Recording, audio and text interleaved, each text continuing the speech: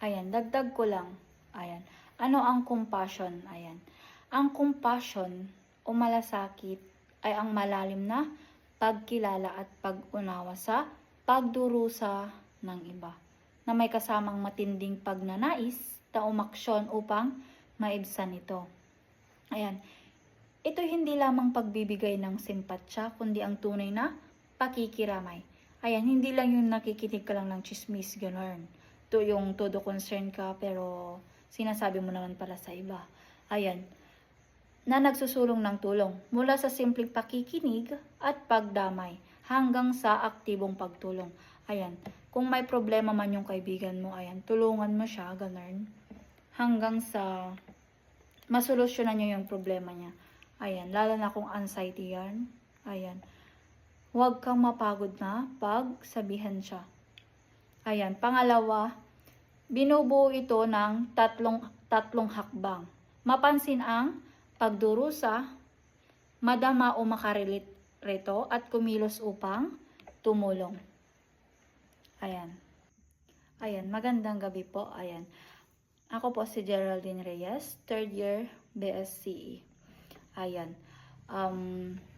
Pag-uusapan natin sa 10 minuto ang about sa compassion o ang kahulugan ay malasakit. Kung paano ito naipapakita sa pangangalaga sa kapwa at sa kalikasan.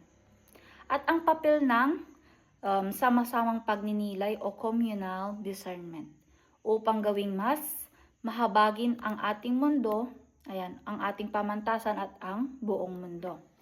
Ayan, unang-una, ano ang compassion at malasakit? Ano nga ba? Ano nga ba ang compassion? Ano nga ba ang ibig sabihin ng compassion? Sa simpleng salita, ang compassion o malasakit ay ang kakayahan nating makiramay sa pinagdadaanan ng iba. Tawag dito, parang pakikinig natin sa mga problema ng ating mga kapwa, ating mga kaibigan, mga relatives, mga niece, ganun. Hindi lang basta nararamdaman, kundi may kasamang hangarin na tumulong. Ayun, hindi lang basta makikinig ka lang sa kanila, sa mga problema nila, dapat din ay may kasama ding pag nagsabi siya ng problema sa'yo, dapat din ay may sasabihin ka para matulungan mo yung damdamin niya kung ano man yung problema niya. Ayan, hindi to awa lang. Halimbawa, kung may kaklase tayong nahihirapan sa aralin, ayan, ang malasakit ay hindi lang pagsabing, kawawa ka naman, ganon. Hindi lang ganon, kundi pagtatanong kung paano tayo makakatulong. Like, parang, paano kita matutulungan, ganon. Tapos, i-allok mo siya ng pag-review, pag-aaral para matulungan mo siya sa kung paano siya nahihirapan, kung saan siya nahihirapan. Ayan, ang malasakit ay puso na kumikilos. Ayan, hindi lang nakikinig ka nern. Ayan, pangalawa, paano ipinapakita ang malasakit sa kapwa at sa kalikasan? Ayan, sa kapwa muna tayo. Kung paano na ipapakita ang malasakit. Ayan, unang-una, pagsuporta sa mga nangangailangan, mga kapwa estudyante, guro, staff, ganun. Ayan, pangalawa, pagbibigay respeto, pakikinig at pagtulong ng walang hinihintay na kapalit. Ayan, syempre naman pag tumulong ka, ayan, huwag mong hintayin may kapalit ka or huwag mong sabihin, ganito, ganun. Ayan, dapat kung tumulong ka, ayan, huwag naman yung, ayan, hinihintay ka ng kapalit or tawag dito, parang, hindi ko alam, gano'n. Basta kapag nagtumulong ka, ayan, bukas sa puso mo. Ayan, pangatlo sa kapwa, pagkilos laban sa diskriminasyon or bullying o kahit simpleng pagpapabaya. Ayan, sa kalikasan naman tayo kung paano natin ipinapakita ang malasakit natin sa kalikasan. Unang-una, hindi pagtatapon ng basura kung saan-saan. Ayan, kung may malasakit ka sa kalikasan mo, ayan, kumbaga compassion sa kalikasan mo, ayan, kung kumakain kayo sa labas, ganun, Huwag niyong tinatapon-tapon niyo lang sa kung saan-saan. Ayan, para maipakita mo kung gaano mo ka malasakit ang kalikasan mo. Ayan, pangalawa, pagtipid sa kuryente at tubig. Ayan, pangatlo, pakikiisa sa mga proyektong pangkalikasan.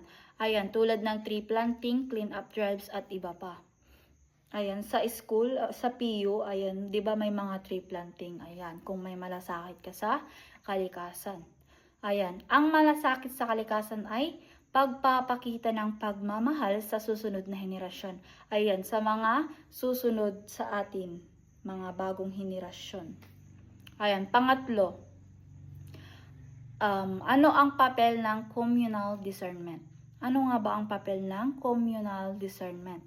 Ayan, ang communal discernment ay sama-samang pagninilay, ayan, at pakikinig sa Diyos sa isa't isa upang makagawa ng tamang desisyon. Sa isang pamantasan, tulad ng pamantasan ng Pilipinas, o ang tinatawag nilang PU, ayan, mahalaga ito lalo na sa paggawa ng mga pulisya o sa pagresolba ng mga issues sa komunidad. Hindi lang ito desisyong mula sa taas, ayan. Ito ay bukas sa pakikilahok ng lahat. Ayan, halimbawa, kung may problema sa mental health ng mga estudyante, hindi lang dapat admin ang nagpapasya. Ayan, hindi lang dapat ang admin yung siya lang ayan, dapat kasama ang mga estudyante, guidance counselor at guro sa pag-uusap ng problema. Sa pamamagitan nito, nabubuo ang mas makatao at mahabaging mga solusyon. Ayan, para mas maraming maire-recommend na solusyon sa problema. Ayan, pang-apat, paano tinutulungan ng communal discernment ang mundo maging mas compassionate? Ayan, unang-una, nakikinig tayo sa boses ng bawat isa. Ayan, matuto tayong makinig ng boses ng bawat isa. Ayan, hindi lang yung pansarili mo lang. Ayan, lalo na ang mga naaapi o hindi napapansin. Pangalawa, mas nauunawan natin ang iba't ibang karanasan. Ayan, mas nauunawan natin ang iba't ibang karanasan ng bawat isa. Pangatlo, naitutuwid ang mga maling sistema dahil sama-sama tayong naghahanap ng katarungan at pagkalinga. So sa ganitong paraan, hindi lang pansariling malasakit lang. Naging bahagi ito ng kulturo ng buong komunidad. Ayan. At ang pangwakas. Sa panahon ngayon na marami ng pagsubok, mga kalamidad, kahirapan, mental health crisis, mas kailangan natin ng compassion. Mas kailangan natin ang compassion. Ayan, mas kailangan natin ang compassion para mas masolusyonan natin yung mga problema natin. Ayan, simula ito sa maliit na bagay. Ayan, magsisimula ka sa maliit na bagay hanggang sa pagtaas. Ayan, simula sa maliit na bagay like paggalang sa iba. Ayan, paggalang sa iba, pag-alaga sa kapaligiran para may malasakit ka sa kapaligiran mo or kalikasan mo. At pakikiisa sa mga gawain ng komunidad. Ayan, hindi ka lang dapat pansariling desisyon mo lang.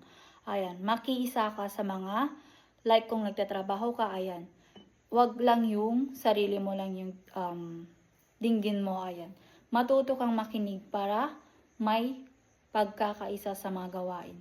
Ayan, at sa pamamagitan ng communal discernment, mas napapalalim ang ating pag-unawa at mas nagiging tunay ang ating malasakit. Ayan, sabi nga, tayo ang susi sa isang PU, ayan, at mundong mas makatao at mahabagin. Ayan, yun lang po. Salamat.